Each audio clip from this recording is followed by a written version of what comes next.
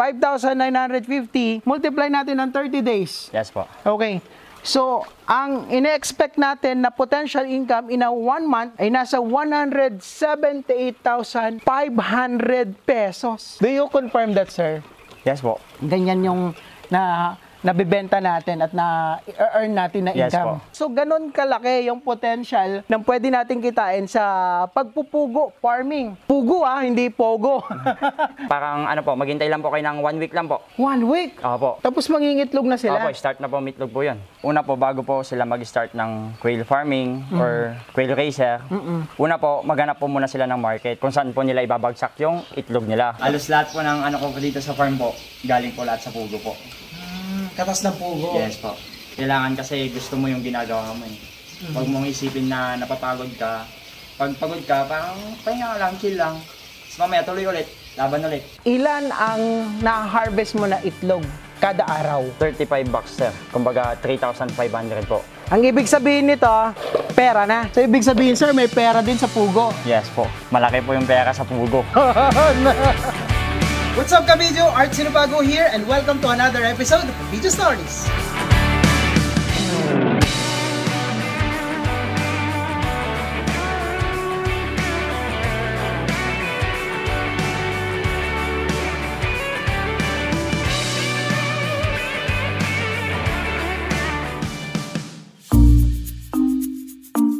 What's up mga kabidyo? Kamusta po kayo? For today's video, nandito tayo ngayon sa Barangay Salvacion, sa bayan po ng Rosales, lalawigan po ng Pangasinan na kung saan ating bibisitahin ng isang pugo farm. Ating aalamin kung paano magsimula at paano kumita sa pugo farming. At the same time, kikilalanin po natin ang may-ari dito. Let's go!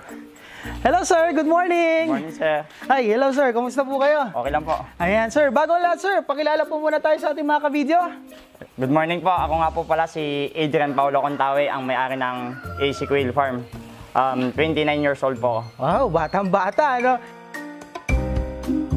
Sir, ilang years ka nang nag-aalaga ng mga pugo? Nag-start ako sir, 2018 po. Doon lang po sa bahay namin sa bayan eh. Nag-start po ako ng 2,000 heads hanggang sa umabot po ng 8,000. Tapos nag-lockdown po nun. Yung lahat po ng ipon ko nun, binili ko ng materyales, nag-start na po ako dito sa farm. Ayun. Bale, 2020 po talaga yung start ko dito sa farm po. Pero parang initially, nag-start ka 2018. Yes po.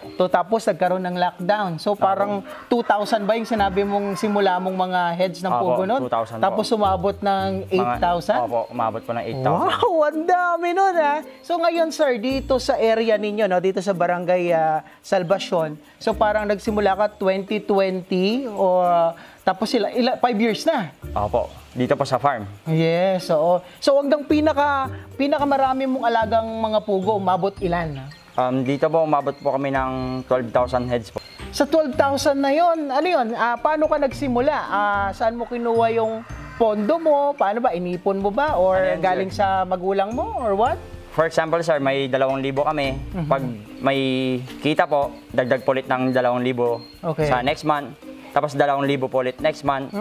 Hanggang sa umabot po ng 12,000. Wow! Ang dami nun ha! So parang unti-unti. Opo, sir. Oo, so hindi parang ibig mo sabihin sir, parang hindi naman kailangan biglaan. Opo, sir. Opo. Ayan. So ngayon sir, dito sa farm mo ngayon, so from maximum mo ng 12,000, mayroon kang ilan ngayon dito? 4,000 na lang po ito, sir. Bakit? Paano yung iba? Kasi sir, yung mga racer ko po na malalapit sa akin, mga binibigyan ko po ng RTL, ako na rin po kumukuha ng itlog nila. Kasi nahihirapan po sila mag-dispose ng itlog nila eh. Okay. Kumbaga parang ako na lang po kumukuha, tapos binibenta na lang po sa biyahero. So ikaw yung nagma-market na? Opo, ako na po yung nagma-market ng Okay, itlog so nila. ang tanong siguro ng ating mga kabidyo, Sir Adrian, magkakano ba ang RTL na mga pugo? Yung RTL po namin, depende po kasi yan sir, kung saan po yung location eh, depende po, hindi po pare-parehas. Minsan po, nag-range po siya sa 32 hanggang 36 pesos per head. Per head. Ano yun? Pag sinabi nating RTL, ilang months yun? 25 days old lang po sir. Pag binenta mo, 25 days old, Yes po. tapos ganun ang presyo. How much? 32 to 35 pesos po. Okay. So, ganun siya. So, ikaw meron ka rin ba dito? Yes po sir, meron po. Meron po tayong nakasalang dyan na 5,000 heads. 4,000 ang quail layer mo, Apo. tapos may 5,000 ka ng mga RTL na ready for disposal na Apo. pwedeng ibenta at mabili ng ating mga ka-video. Opo. So itong mga 4,000 na layer quail mo dito, ilang months or taon na yung mga ito? Hindi po siya para-parehas, sir eh. Kasi ito po, bago lang po itong 2,400. Ito pong 1,800. Halos pakalas na po ito eh. September, mag-isang taon na po ito. Okay. Maabot po siya ng, ng isang taon or 14 months. Ganun po. Depende po sa pag-aalaga. Speaking of pag-aalaga, no? So pag nabili ko yung 25 days old na RTL, ilang months bago siya mangitlog? Ano lang sir, basta maayos po yung starter na papakain nyo, maayos po yung pag-alaga, maayos po yung laying cage, hindi po sila crowded. Mangingitlog at mangingitlog po yun ng 32 to 35 days.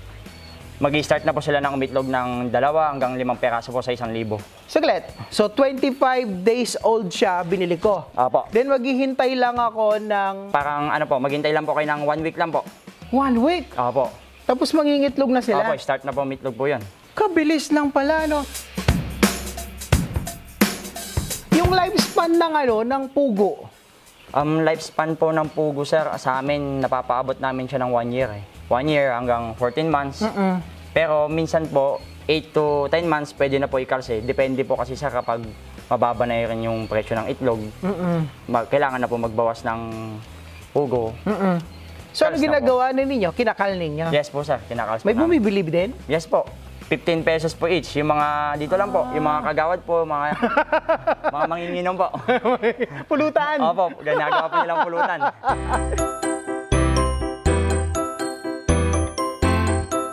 Paano naman yung nila, yung pangingitlog nila, daily ba yan?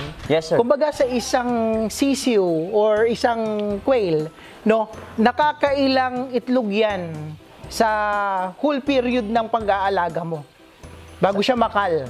Yung sir, yung per head po ng pugo, isang beses lang po umitlog yan sa isang araw. Okay. Sa loob po ng 1 week, ang experience ko po, parang may isang araw po silang hindi itlog. O syempre may day off din naman sila. Parang, yes sir, yes sir. So hindi parang po siya makukumpleto yung 1 week. So parang 6/7, Yes no? po, yes po. 6 eggs over 7 sa 7 araw sa Yes isang po, yes linggo. po, sir. Okay. So out of this 4,000 na layer quail mo, ilan ang na-harvest mo na itlog kada araw? 35 bucks sir.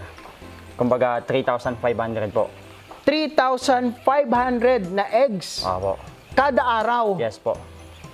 Okay, out of 4,000. So Yes po, ibig yes sabihin may 500 doon na hindi nag-itlog. Siguro naka-day off. Yes po. Parang ganun siya. Yes po sir. Kasi meron na rin pong mga mortality sir, hindi naman po maiwasan na Yes. na may mortality po minsan, may naipit po sa painuman, sa pakainan. Yes. Okay. So, ang ganda pala, no? So, this time siguro, no, mga kabidyo, gusto makita yung mga eggs na nakikita natin dito. At the same time, alamin din natin kung magkano ba yung bentahan at kitaan dito sa Pugo Farming. Let's go! Alright, so this time naman, gusto nating malaman kay Sir Adrian kung magkano ang bentahan ng itlog ng pugo. At the same time, magkano yung potential na income natin sa pag-aalaga ng pugo. So sir, no, nabanggit mo kanina, umaabot ka ng 3,500 per day. Yes po. Ang napupulot or na-harvest ninyo na itlog ng pugo. Magkano naman ang bentahan? Ang farm gate namin dito ngayon sir sa Pangasinan is 130 po per box. Yung isang box po, 100 pieces. 130. So parang umaabot siya ng 1.30. Yes po. 1 peso and 30 centavos. Yes po. Sa isang peraso po. Okay. So kung yung 3.5 na yon, parang pag kinumpute natin, magkano yung nabibenta mo nun? Ano sir? Pero yung sa amin kasi sir, binibenta po namin dun sa sa pwesto po namin sa bayan. Okay. Pero mas malaki na. Mas mahal na po. Kasi magkano na yung presyo doon sa bayan? 170 na po. 170. Pero i-compute natin guys ha. Ito, kung 3.5 yung eggs na napupulot mo kada araw, kung farm gate yan, kung 1.30, so 4,500 pesos Yes po. ang kita mo sa isang araw. Yes po. Ang benta. Ang benta po, Ang benta. Pero pag nabenta mo naman siya ng 1.70 times 3,500, mas malaki. Yes po, sir. Umaabot naman siya ng 5,950 ang benta. Gross. Yes po. Di ba? Kada araw yun, ha? Everyday po yan. Everyday yun. Araw-araw kayo nag-harvest, kahit Yes po, Sunday sir. yan. Opo. O, sige. Everyday po yan. Puntaan natin yung yung isang buwan. So, kung ganyan ang benta mo sa kada araw sa palengke, Yes po. 5,950, multiply natin ng 30 days. Yes po. Okay. So, ang ine-expect natin na potential income in a 1 month ay nasa 178,500 pesos. Sir, daig mo pa yung empleyado. Do you confirm that, sir? Yes po. Ganyan yung nabibenta natin at na-earn natin na Yes po. income. Ang advantage lang po kasi sa amin, sir, may pwesto po kami sa bayan. Okay. May tindahan na rin kayo? Yes po. Oo. Pero you allow pa rin and you cater pa rin yung mga farm gate na mga customer mo? Yes po, yes po. So yung 130? 130 po. So grabe, no? So imagine that, 100 plus thousand, no? Magkano yung bilang natin kanina? 178,500 ang kita kapag sa palengke. Opo. Sabi nila, sir, paano naman? Gusto kong mag-alaga ng ganyan. Wala naman akong market. Ano naman ang gusto mong sabihin sa mga ganon? Yun po ang problema eh. Kapag una po, bago po sila mag-start ng quail farming or quail raiser, una po, maghanap po muna sila ng market kung saan po nila ibabagsak yung itlog nila. Ikaw, sir, yung diskarte mo, anong ginawa mo muna? Naghanap ka ba ng market muna tapos saka ka nag-alaga? Yes po, sir. Naghanap po muna po ako ng pagbabagsakan ko ng itlog ng pugo po. Tapos nag-start na po ako agad noon ng 2,000 heads. Yun po, hanggang sa nagkukulang po ng supply, saka po ako nagdadagdag ng... Nag-upgrade? Yes po. Sa 2,000 na pugo na yon dati, nakakailang itlog ka naman doon? Dati umabot po ako ng 92% po doon eh. Malaki. Opo, 1.9 po. 1.9? Opo, 1.920, ganun po. Galing ah. Ano ba sekreto mo?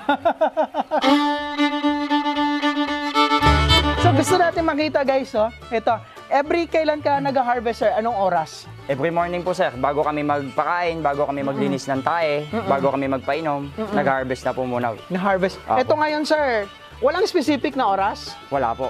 Basta po, every morning po, 6 a.m. to 8 a.m. po, dapat kailangan po na-harvest na po yung itlog nila. Oo, pero ngayon dahil busy ka, nagsimba ka. Opo. Oo, kaya ito, naabutan pa natin guys, oh, yung mga itlog ng pugo. Ayan. So ganito talaga, no, typical na klase yung batik-batik, no. Yes po, sir. Ito guys, no, ay nakikita natin at nabibili natin, alam mo saan? Sa mga bus. Yes po, sir. Diba? Sa mga Yes po. terminal. Ayan, sa terminal natin nakikita usually yung mga ganito. Kasi may naglalako, inaakyat ng mga vendor natin. Yes po. Ayan, dati 5 pesos pa nga per piece nito. So mas malaki yung kita nun. Opo, mas malaki. Pag nalaga na. Yes po. O, kasi nutritious po ito, no? Parang yung nutrients na makukuha natin dito, mataas din, no? Yes po. Ayan. So ito, pag na-harvest mo na yan, sir, ipunin mo, ilalagay sa tray, Opo. then Tapos, ibabox po namin. ibabox nyo. Tapos dadalhin na po sa bayan po. Sa pwesto po sa bayan.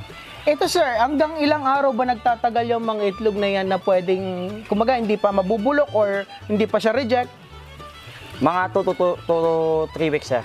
Yung yung... Pagka-harvest? Yes po. Simula pag-harvest po.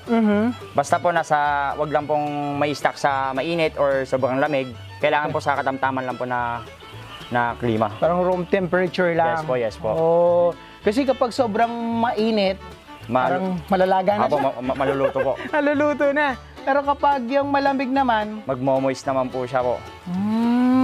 okay. Magmo-moist po yung shell niya. Okay, so dami nating nalaman, no? So ganun kalaki yung potential ng pwede nating kitain sa pagpupugo farming. Pugo hindi pogo. Ba yun, sir? Iba yun, no?